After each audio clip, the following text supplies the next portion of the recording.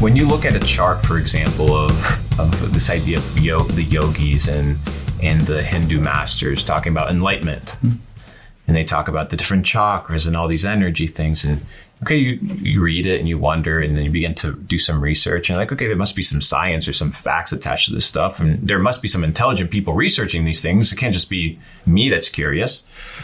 So I come across a study. And I'm like, okay, let me start reading it. And it's a study with the acronym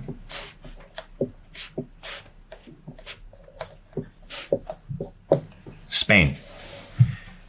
It's an experiment that they did over 20 years, a span of over 20 years, which is the scale of positive and negative emotion. So what they did is they put individuals inside a Faraday cage. It was for those people that don't know what a Faraday cage is, this cage made with different aluminums and different metals that basically block any sort of Wi-Fi signal, any sort of frequency to come into that box. And then they began prompting people with what? With different tasks, different mindsets, different thoughts, different questions to determine one thing: the vibrational frequency that their body was kind of operating on when they gave certain responses. So whether it was positive frequency or negative frequency. So for example, let's say they prompted, disgust or anger inside of the person. Well, clearly they could tell that it was a lower vibrational frequency. So they're like, okay, interesting. So let's prompt some positive stuff. And they were like, oh, this is higher vibration. I'm like, oh, interesting. Because the body naturally reacts to your emotions. There's chemistry taking place when your emotions are kicking in. So when you have a negative thought, you're not just having a negative thought. There's an entire process attached to that. Energy going out. It's putting you in a different frequency. So the question is, okay, well, what's the best frequency to be in? If this is the scale of positive and negative emotions, I want to be at the highest scale of positive emotions. So what is the highest form of frequency that I can abide in? So that was the question that these scientists were asking. And if you start looking at, these yogi charts, you begin to see, greed, lust at the bottom, then anger, then you see love and gratitude. And then at the top, you see what? Enlightenment. Well, what is enlightenment? Okay, make that practical for me. Like everybody talks about enlightenment, but what is enlightenment? So they began prompting people. And they found that above what we often know as the highest form of frequency, or what everybody talks about, which is love. That's what everybody talks about, the highest form, the highest form of energy. They found that there was a frequency that made people vibrate 400 times more powerful than the vibrational frequency of love.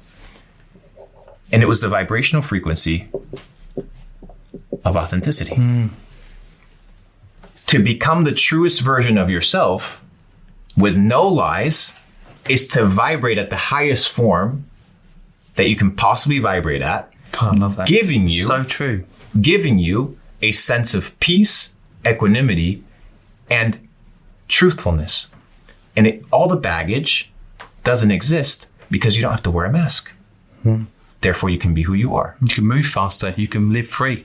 And authenticity, remember, vibrational frequency is fast. Key that you said that. Authenticity is the key to everything. And if you can do things authentically, you win the game. So once again, it goes back to the mindset.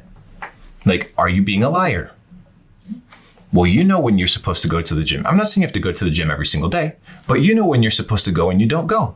You know when you're supposed to sit down and read that article or that book or listen to that thing and you don't do it, and you know you're supposed to. You're not being authentic with yourself because you want something, but your actions say something else. And your mindset and your actions need to be aligned. We talk about this concept of faith. People are like, you just need to believe. You need to believe that you can. Faith, without your ability to manifest it in the three-dimensional world through action, is dead. You can't just believe things. You have to create them through action. You need to materialize them with energy. And at whatever frequency you're going to place it at, remember, frequency always exists. What we're doing is we're tuning ourselves to that frequency. Nikola Tesla famously said, because once again, this goes back to the school system, how we're being taught. Nikola Tesla famously said, my brain is a receiver of information. But what are we taught in the school system? That our brain is to be jammed with things that you have to memorize, and this is blocked information, and this is how your brain works.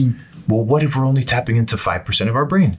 What if the conversation here is, dude, what if I have to get smarter and tap into more of my brain? What if that's the maybe if you're operating off of 2%, you deserve to be broke because you're not operating at your optimal. So how do you expect to have optimal results if you're not operating optimally? It doesn't make any sense because you're going to attract that which you are. Naturally, for every action, there's an equal and opposite reaction. So if Nikola Tesla says, hey, the brain's a receiver of information, the question is, what are the things that are causing static? My inability to receive information, or my inability to get inspired, my inability to actually put forth the effort and purpose that I want. Well, what's the music that I listen to? What are the friendships that I hang out with? What's my environment? What do I eat? How do I speak to myself? All these things are either causing static or stillness, and your ability to what? Receive information that gives you inspiration in order to act. Think of you and me in 1940 or 1950, driving down the Midwest in an old Cadillac, and we wanted to listen to some music. That music is already attuned to that frequency. What we have to do is tune the radio and position ourselves in that frequency so then we can tune into it. So most people, they want to operate at a high vibrational frequency, attract prosperity, attract purpose, attract wealth, but their actions aren't aligning with it. So you have to act and then you'll receive. You have to do and then the outcome will produce itself. All you have to do is change your mindset and be like, hey, you know what? Instead of looking at the situation negatively, you may look at it positively. Well, how do I do it? I don't know. Lie to yourself until you believe it, just like you lied to yourself about the negative shit. But once you understand that you can't solve the problems in your life with the same mindset and the same information that gave you the problems in the first place, then you understand that you need a renewed mind and you need new information in order to behave differently. So authenticity is the name of the game. As much as it feels like it's a vulnerability factor, once you treat yourself with grace, like we were talking about in the beginning, now you enter a situation where you don't care because you're just learning and figuring it out.